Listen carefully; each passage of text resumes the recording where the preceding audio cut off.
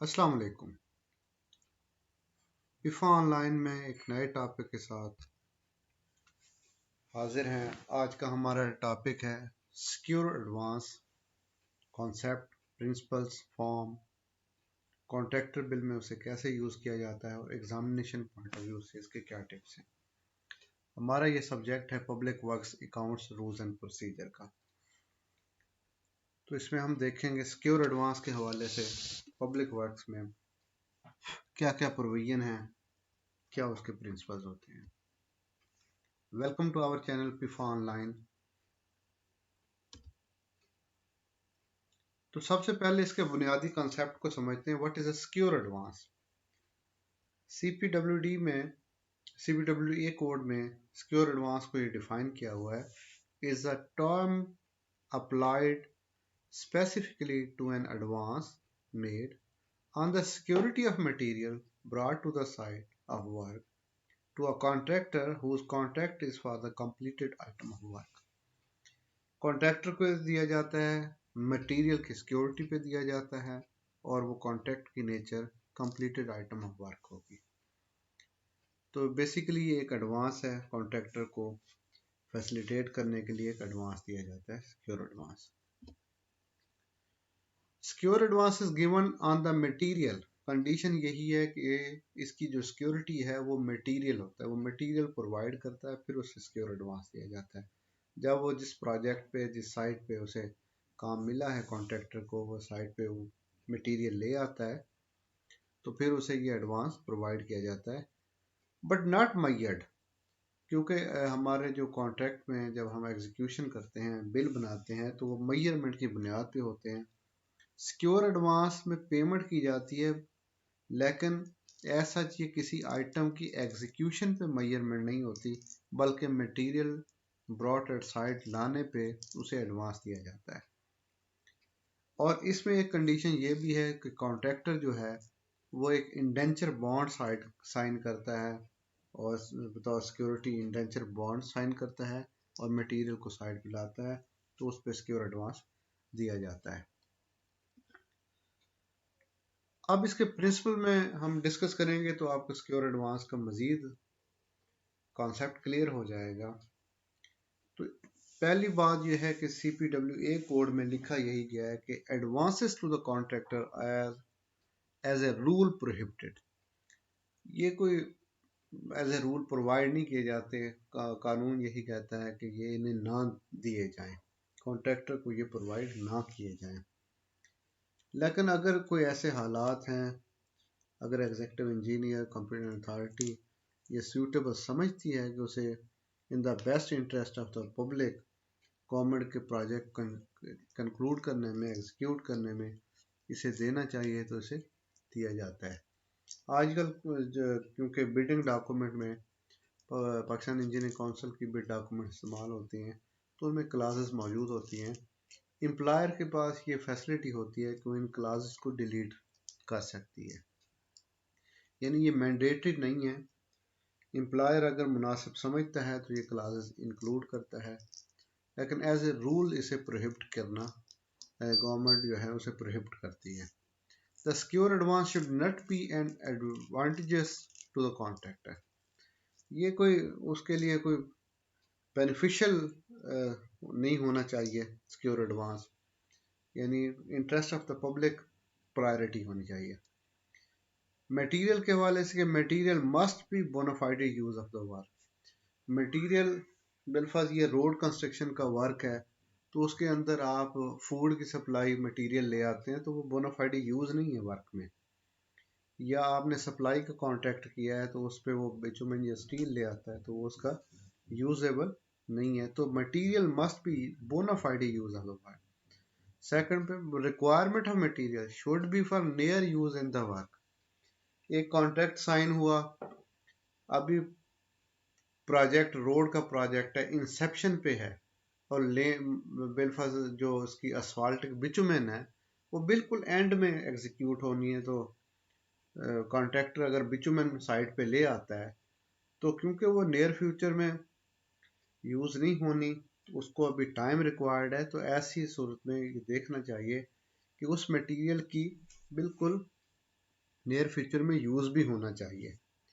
Material should B non perishable, ये बड़ा अहम असूल है। ऐसा मटेरियल नहीं होना चाहिए जो ब्रेकेबल हो, जैसे वेजिटेबल्स हैं कि उनकी लाइफ ही एक दिन होती है या 2 दिन होती है। नॉन फ्रेजाइल हो और नॉन कंबस्टाइबल, तो ये कि वो ब्रेकेबल ना हो, डेप्रिशिएटेबल ना हो, इस तरह का पेरिशेबल ना हो। तो ऐसे मटेरियल पे क्योंकि इसमें रिस्क इन्वॉल्व होता है, तो उसमें सिक्योर एडवांस देते हुए ये प्रिंसिपल मद्देनज़र रखा जाता है कि मटेरियल नॉन पेरिशेबल होना चाहिए, नॉन फ्रेजाइल होना चाहिए। Principle for granting secure advance में और आगे देखते हैं कि material should be insured in the name of the employer. एक तो भाई इंडेंचर बॉन्ड ले लिया जाता है उससे, अगर कोई ऐसा मटेरियल है जो जिसमें रिस्क इन्वॉल्व है तो उसकी इंश्योरेंस भी करवाई जाती है। Secure advance on high risk material is not given. कोई ऐसा मटेरियल है जिसमें बहुत ज़्यादा सिक्योरिटी रिस्क इन्वॉल्व है तो एज ए प्रिंसिपल उसे नहीं देना चाहिए, सिक्योर एडवांस उस पर नहीं देना चाहिए। Material should B non perishable, जैसे पहले डिस्कस कर चुके हैं इस हम प्रिंसिपल को। It is given to the extent of 75% of the assessed value of the material.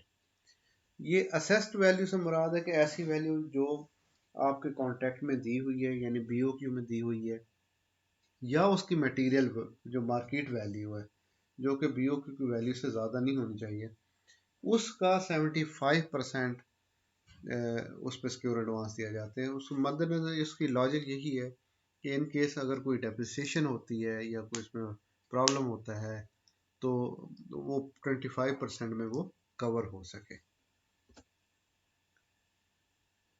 The advance on the material used is recovered immediately on the first payment when the made for the completed item involving these items। जैसे ही ये item इस्तेमाल होते हैं, जैसे ही आप bill बनाते हैं, तो फौरी तौर पे इसकी रिकवरी कर ली जाती है। फर्स्ट में जैसे ही आपने एडवांस दिया पहले बिल में, दूसरे बिल में वो आइटम अगर इस्तेमाल हुआ है तो आपने उसकी रिकवरी कर लेनी है। The material are not allowed to be shifted from the site, and as such as a close watch is to be kept on the material and ensure that dual advance is not given on the same material। तो ये उसमें ये भी restriction है कि वो material जो है वो रिमूव ना किया जाए, शिफ्ट ना किया जाए। यानी साइट ए से साइट बी पे अगर वो ले जाता है तो दोनों साइटें अगर कॉन्ट्रैक्टर के पास हैं तो इसमें चांस है कि वो डबल एडवांस ले ले। वो स्टील 100 टन एक जगह पे लाया, वहाँ पे एडवांस ले लिया, फिर वो उसको दूसरे प्रोजेक्ट पे ले जाए, वहाँ से सिक्योर एडवांस ले ले, तो उसमें अलाउ नहीं किया गया कि वो शिफ्ट ना किया जाए। इसमें रूल्स एक और ये है कि अब ये देखना है कि ये किसकी पावर है कि वो सैंक्शन कर सकते हैं। तो डिवीजनल ऑफिसर जो है वो सिक्योर एडवांस को सैंक्शन करता है और वो देता है सब डिवीजनल ऑफिसर यानी असिस्टेंट एग्जीक्यूटिव इंजीनियर की सर्टिफिकेट पे देता है कि उसको सिक्योर एडवांस दे। और उसमें कंडीशन है कि एसडीओ को जो सर्टिफिकेट है वो क्या चीज़ें उसमें रिफ्लेक्ट होने चाहिए। The first one that the quantities of the material has actually been brought to the site. Confirm होना चाहिए, एसडीओ सर्टिफाई करता है कि जी इतना स्टील है और ये ब्रिक्स हैं, ये जो मटेरियल है वो साइट पे आ गया है, और वो सर्टिफाई करता है। That the contractor has not previously received any advance on that security. जैसे वो शिफ्टिंग की बात की, या कोई ऐसा है कि एक ही मटेरियल पे दो दो दफ़ा अगर एडवांस तो नहीं ले रहा वो। That the material are all required by the contractor for use on the item of the work for which rate for finished work has been granted। और मटेरियल वो होना चाहिए जो उस प्रोजेक्ट में, जो उस वर्क में यूज भी होना है। ये सर्टिफिकेट देगा एसडीओ लेवल का अफसर। The officer granting such a certificate will be held personally responsible for any overpayment which may occur in the consequences। और साथ ही ये एक रिस्पॉन्सिबिलिटी की क्लास भी उसमें कोड में मौजूद है, एक अकाउंट कोड में, कि अगर वो इस कोई चीज़ों को फिगर्स को वो नहीं करता, अगर वो सर्टिफिकेट में अगर वो एडवांस की असेसमेंट ज़्यादा करता है या मटेरियल के बारे में उसके सर्टिफिकेट सही डिपिक्ट नहीं करते, तो वो पर्सनली रिस्पॉन्सिबल होगा एसडीओ। ये मैंने साथ ही एक आपको फॉर्मेट दे दिया है। ये फॉर्म 26A है जो कि सिक्योर एडवांसेस के अकाउंट को मेंटेन करने के लिए किया जाता है, और ये फॉर्म 26 के साथ अनेक्स किया जाता था। अभी क्योंकि फॉर्म 26 एब्सलीट हो चुका है, ये CGA के एक रूलिंग की बुनियाद पे इसे डिलीट कर दिया गया फॉर्म 26। अब फॉर्म 27 ही सिर्फ इस्तेमाल होता है रनिंग अकाउंट में। तो बहरहाल कंटेंट्स यही हैं। इसमें सबसे पहले डेबियन का नाम है, मैं आपको इसका हाईलाइट करके भी बता देता हूँ।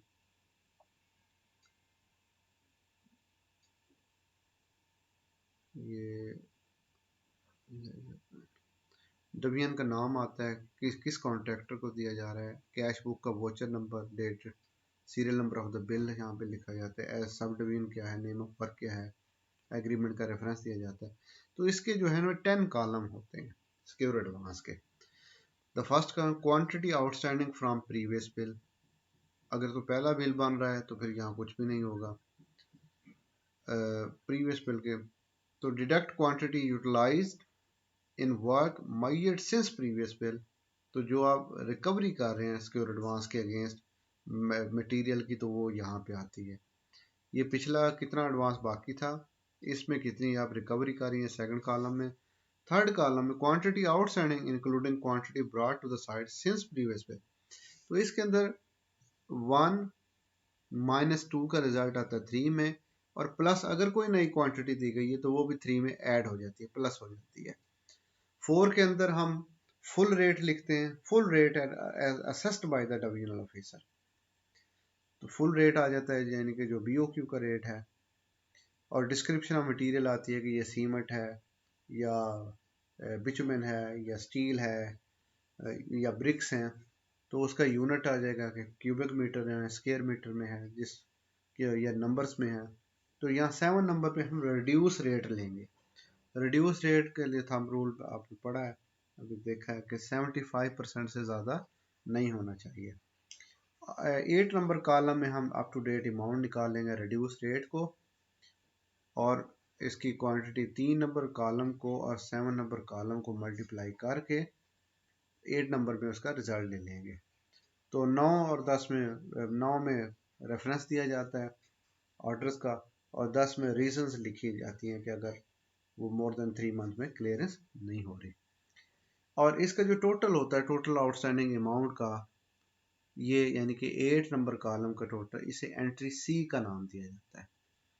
और उसके बाद हम प्रीवियस बिल की एंट्री C ड्राइव करते हैं, वो यहाँ लिखेंगे, और C का प्रीवियस बिल की एंट्री C से जब हम माइनस करेंगे तो हमारे पास एंट्री E आ जाती है। ये बिल को अंडरस्टैंड करने में बहुत आपको हेल्प करेगी जब आप कॉन्ट्रैक्टर बिल बना रहे होंगे। कॉन्ट्रैक्टर बिल पे मेरी 2 वीडियोस और मौजूद हैं, वो आप देख सकते हैं अगर कॉन्ट्रैक्टर बिल आप अंडरस्टैंड करना चाहते हैं। तो ये 27A में अकाउंट ऑफ सिक्योर एडवांस है, तो ये सेम वही कॉलम है, 10 के 10 कॉलम है जैसे 26A में थे। 26A क्योंकि अब ऑपरेट नहीं होता। 27 नंबर जो बिल है उसका ये पार्ट है 27A, ये अलग से फॉर्म नहीं है बल्कि 27 बिल का ये पार्ट है। तो सेम उसके अंदर ये जो है कॉलम्स होते हैं, नीचे इसकी थोड़ी सी एक्सप्लेनेशन दी हुई है कि एंट्रीज को किस तरह से मैनेज करना है और कौन कौन से कॉलम को किस तरह टोटल लेना है। तो मैं इसको एक्सप्लेन कर दिया मैंने पहले। अच्छा, अब ये मैंने एक आपको सैंपल के लिए फॉर्म 31 होता है, जैसे हम डिस्कस कर रहे थे कि आप एक जब सिक्योर एडवांस इशू करेंगे, सिक्योर एडवांस ग्रांट करेंगे, तो कॉन्ट्रैक्टर से एक इंडेंचर बॉन्ड साइन करवाएंगे। तो ये इंडेंचर का एक फॉर्मेट है, indenture for secure advances. Form 31 पे भी ऑपरेट होता है, कॉन्ट्रैक्टर साइन करता है, उसके विटनेस होते हैं, ये प्रॉपर फॉर्म ऑपरेट किया जाता है। उसके बाद मैंने यहाँ पे टच दिया है कि जो कॉन्ट्रैक्टर लेजर में है, इसी सिक्योर एडवांस का एक इफेक्ट आपका कॉन्ट्रैक्टर लेजर में आता है। और जैसे आपने देखा था कि कॉन्ट्रैक्टर बिल में इसकी एंट्री आती है, तो ये जो आपका 5th नंबर कॉलम है, यहाँ पे सिक्योर एडवांस का जो प्लस माइनस होता है कि कितना सिक्योर एडवांस दिया है और कितना सिक्योर एडवांस रिकवर हुआ है, उसका नेट इफेक्ट कॉलम 5 में लिखा जाता है। तो ये भी मेंटेन किया जाता है, ये सिक्योर एडवांस का जो है इसमें अफेक्ट आता है। अभी आगे चलते हैं, नोट्स में थोड़े से मैंने एक देखे हैं। Secure advance is not granted in the contractor bill form 24 और 25।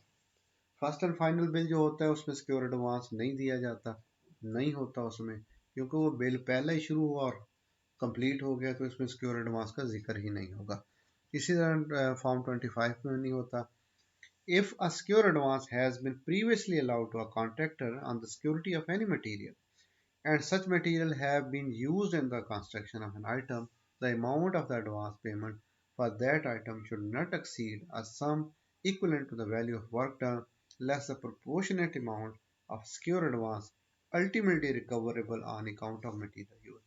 इसको सिंपल से ये समझ लें कि बिलफर्ज आपने 100 टन का स्टील फर्स्ट बिल में ग्रांट किया है, सेकंड बिल के अंदर वो 50 टन इस्तेमाल हो गया है, तो बेसिकली आपने 50 टन की रिकवरी कर लेनी है।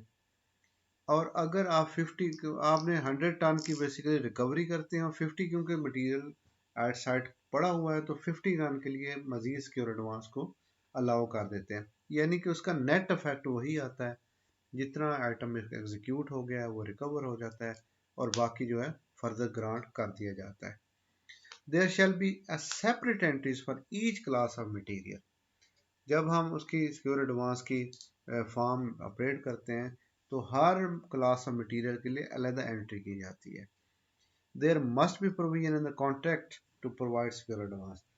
फॉर्म 7 या फॉर्म 8 पे अगर कॉन्ट्रैक्ट एग्जीक्यूट करें, जैसे कि पाक पीडब्ल्यूडी वाले करते हैं या सीडीए में होता है, और अगर आप पाकिस्तान इंजीनियरिंग काउंसिल के बिडिंग डॉक्यूमेंट इस्तेमाल कर रहे हैं, तो आपने देखना है कि वहाँ पे फाइनेंशियल असिस्टेंस टू एम्प्लॉयर में क्या उसकी प्रोविजन मौजूद है सिक्योर एडवांस देने की, तो फिर आप ये अलाउ कर सकते हैं। Thank you for watching रिफा online. इंशाल्लाह नेक्स्ट हम सिक्योर एडवांस और मोबिलाइजेशन एडवांस के डिफरेंस को अंडरस्टैंड करेंगे। अल्लाह हाफिज़।